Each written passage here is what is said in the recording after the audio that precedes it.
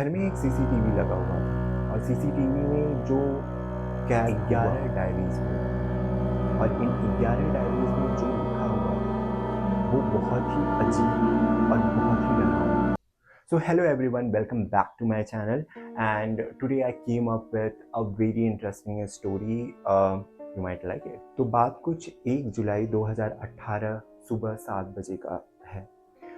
जब पास के पड़ोस में एक किराने की दुकान जिसके ऊपर फ्लोर बना कर के ऑब्वियसली लोग रहते थे, तो वहाँ पे वो किराने का दुकान उस टाइम पे भी नहीं खुलता है, जो कि रोज़ सुबह अपने टाइम पे खुल जाता था। तो जब लोगों को ये बहुत ज़्यादा वियर्ड लगा कि ये अभी भी शॉप इतना टाइम हो गया, अभी भी शॉप इतना क्यों नहीं खुला हुआ है, तो कुछ लोग ने जाकर उसे पता लगाना चाहा कि ये दुकान आखिर क्यों नहीं खुल रहा है। तो जब वो अंदर घुसे और जब वो दुकान के पास से सीढ़ियों से ऊपर जाकर के जब वो उस घर में घुसे और उन्होंने पता लगाया, तो जो चीज़ सामने आई, 11 के 11 फैमिली मेंबर जिसमें बच्चे, बूढ़े, 80 साल की बूढ़ी माँ, उनके बच्चे, बेटे और हाउसवाइफ और उनकी बेटियाँ, वो सारे के सारे फांसी का फंदा लगाकर झूलते हुए नजर आए।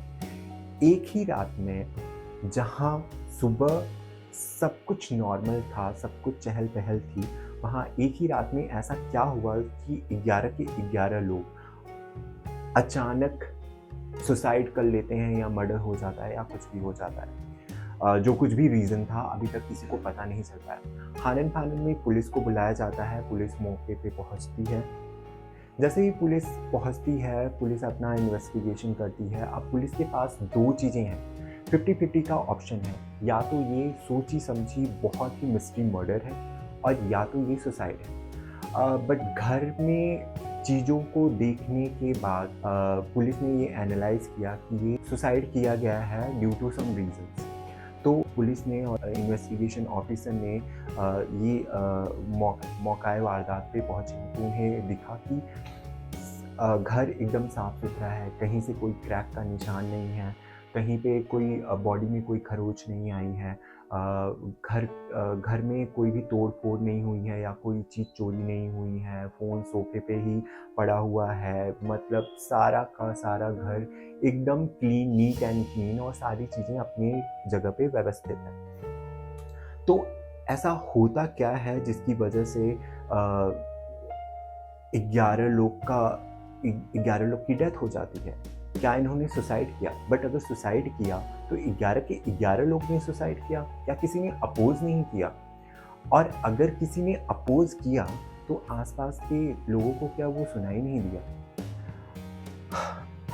मिस्ट्री बहुत बड़ी थी और लोगों को समझ में नहीं आ रहा था कि एग्ज़ैक्टली इस जगह पे हुआ क्या है। काफ़ी छानबीन के बाद बहुत सारी चीज़ें वहाँ से निकल के आती हैं। घर में एक सीसीटीवी लगा हुआ था और सीसीटीवी में जो कैद हुआ, दिल दहला देने वाला था। सीसीटीवी में कुछ टाइमिंग का रिकॉर्ड प्लेबैक में प्ले होता है और वहाँ पे दिखाया जाता है कि नॉर्मली सब लोग अपना अपना काम कर रहे हैं। औरतें किचन में खाना बना रही हैं, अंकल न्यूज़पेपर पढ़ रहे हैं और सारी चीज़ें एकदम व्यवस्थित हैं। कोई भी शराबा या कोई भी झगड़ा या ऐसा कुछ नहीं था। और उसके कुछ देर बाद ही सब लोग एक रिचुअल्स में, एक पूजा में बैठते हैं और उसके बाद वन बाय वन सब लोग हैं कि फांसी लगा लेते हैं। मेन चीज़ तब सामने निकल के आती है जब वहाँ पे 11 डायरीज़ मिलती हैं और इन 11 डायरीज़ में जो लिखा हुआ था वो बहुत ही अजीब और बहुत ही डरावना था। इन 11 डायरीज़ में 10 साल पुराने नोट्स लिखे हुए थे। कैन यू इमेजिन 10 साल पुराने, मतलब ये जो चीज़ें आज हुई हैं वो आज की नहीं है, ये 10 साल पुराने से चली आ रही हैं। और क्लियरली उसमें मेंशन था कि ये जो घर का मेन मेंबर था उनके फादर से ही ये चीज़ें कंटिन्यू होती आई हैं। और लास्ट में उसमें एक लाइन लिखी हुई थी कि रिहर्सल का टाइम ख़त्म हो चुका है, अब एक्सपेरिमेंट का टाइम है। तो डायरी में ऐसा लिखा क्या था जिसकी वजह से 11 की 11 जानें चली गईं और किसी ने एक शब्द भी आवाज़ नहीं निकाली? पूरी 11 की 11 डायरीज़ को पढ़ने पे ये पता चलता है कि बहुत टाइम पहले से घर के सारे मेंबर्स किसी एक रिचुअल्स को फॉलो कर रहे थे और जिनका मेन हेड था जो सारे के सारे इंस्ट्रक्शन लिखता था उसमें से। डायरीज़ में बहुत डिटेलिंग थी, कैसे खड़ा होना है, कब खड़ा होना है, कहाँ पे किस गोले के अंदर खड़ा होना है और कितनी देर तक खड़ा होना है, और उस गोले में खड़े होकर के आपको क्या बोलना है, कौन से मंत्र पढ़ने हैं, वो सारी चीज़ें लिखी हुई। घर के सारे मेंबर ने फांसी लगाई हुई, बट उनकी मदर नारायणा देवी फ्लोर पर मिलती हैं डेड। तो लोगों का ये मानना है कि सबके लिए रिचुअल्स होंगे, but Narayana Devi is a guiding member जो सबको गाइड कर रही होंगी, सारे इंस्ट्रक्शंस फॉलो करवा रही होंगी, और लास्ट में जब सबकी डेथ हो जाती है तो वो भी मर जाती है। इनका जो भी रिचुअल्स था उसे एक बात तो क्लियर होती है कि इनका बहुत ही स्ट्रॉन्ग बिलीफ था कि ये जो भी प्रोसेस कर रहे हैं वो ज़रूर सफल होगा और ये मरने के बाद भी वापस आ जाएंगे, बट अनफॉर्चुनेटली ऐसा हुआ नहीं। डायरी को और खंगालने के बाद ये पता चलता है कि लोग एक इंस्ट्रक्शन फॉलो करते थे जो उनके फादर ने ऑलरेडी लिख रखा हुआ था, और जिसमें कि उन्होंने ये मेंशन किया हुआ था कि ये एक टेम्परेरी प्रोसेस है, कि वो अपनी जान देने की कोशिश करेंगे बट वो फिर वापस ज़िंदा आ जाएंगे।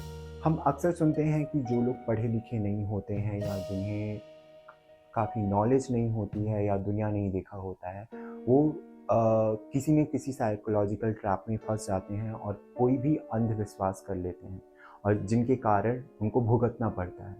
बट यहाँ पे ये जो फैमिली थी वो एक मॉडर्न सोसाइटी में रहती थी, जिनके अधिकांश मेंबर जो हैं वो पढ़े लिखे थे, और उनका interaction with other people is very normal, is very casual.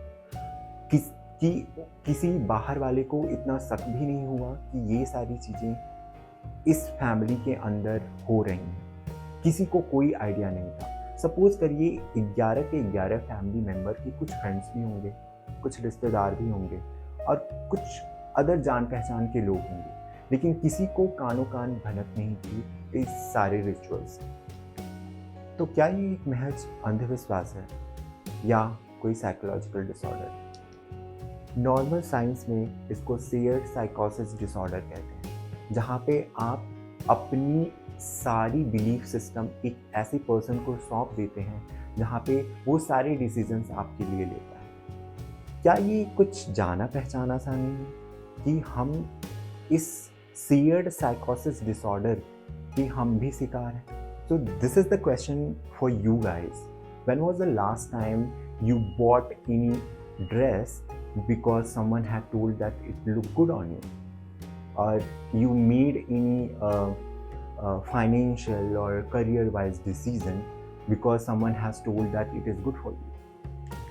So isn't it कि काफ़ी सिमिलैरिटी है दोनों चीज़ों में, कि जो हम अपनी डेली लाइफ में डिसीजंस किसी और को सौंप देते हैं, किसी और की कही हुई चीज़ों को खुद के ऊपर ले लेते हैं और उसी हिसाब से अपनी सारी चीज़ें करते हैं, क्या ये वही तो नहीं है?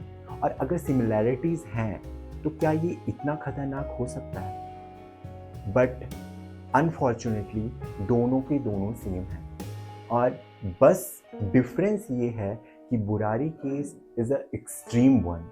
वहाँ पे लोगों ने इतना ज़्यादा अपने उस पर्टिकुलर हेड मेंबर पे इतना ज़्यादा ट्रस्ट किया, इतना ज़्यादा भरोसा किया कि वो अपने सोचने समझने की शक्ति खो बैठे, और उन्होंने सारा का सारा जितना भी अपना बिलीफ सिस्टम था वो उसी चीज़ को मान लिया। जो भी उस हेड मेंबर ने बोला सारी की सारी फैमिली ने उसे सच मान लिया और वैसा ही करते गए, और एंड रिजल्ट उन सबको अपनी जान गंवानी। So whenever we follow a decision कि पापा ने बोला है, फ्रेंड ने कन्विंस किया है या दोस्त ने ऐसा गाइड किया है, so we follow the same pattern. In Burari case it went on extreme, जहाँ पे फैमिली मेम्बर ने अपना सारा डिसीजन उस पर्टिकुलर मेंबर के ऊपर सौंप दी थी और इतना बड़ा इंसिडेंट हो गया जहाँ पे 11 के 11 फैमिली मेंबर को अपनी जान गंवानी पड़ी। So this is it. I know I promised that I visit the different places and I record the video and I upload it, but due to my bad health I'm unable to do that. So I came up with कि मैं कुछ ऐसा value addition दे पाऊँ. And if you like this story, just comment below like who's the strongest person in your life, जिसका बहुत ज़्यादा influence रहा है, and have you ever took any blind decision and later on you regret it or you don't, because ये positive way में हो सकता है. So till then, thank you.